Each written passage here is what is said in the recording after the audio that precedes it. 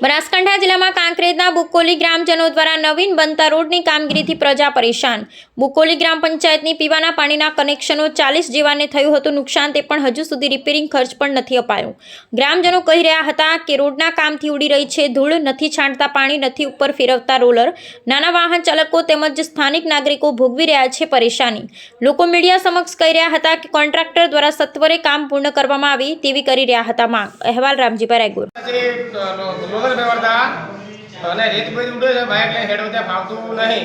કયા ગામની વાત છે? બુકોલી ગામમાં કોઈ જિલ્લાની કરતા છે નહીં। બરોબર, અને તમારું શું કહેવું છે? અમારું કહેવું છે કે પાણી છોટાવવું અને લોદરે ફેરવવું પૂરો કરો, સરકારથી માંગ છે। કેટલા ટાઈમથી કામ ચાલે છે? કામ ચાલુ છે 2 મહિનાથી। 2 મહિના હજી પૂરું નથી કર્યું? જલ્દીથી જલ્દી કામ પૂરું કરો। સારું। નિગમ રોડ હેડે એ રોડનું કામ જલ્દી ચાલુ કરે અને પાણી છોડતા નહીં, ઘર અમારા ધૂળથી ભરાઈ જાય છે। સમયસર કોમ એનું પાણી છોડવાનું સમય ચાલુ રાખે। શું નામ છે તમારું? મારું નામ કડવાજીમાંથી બુકોલી સોલંકી।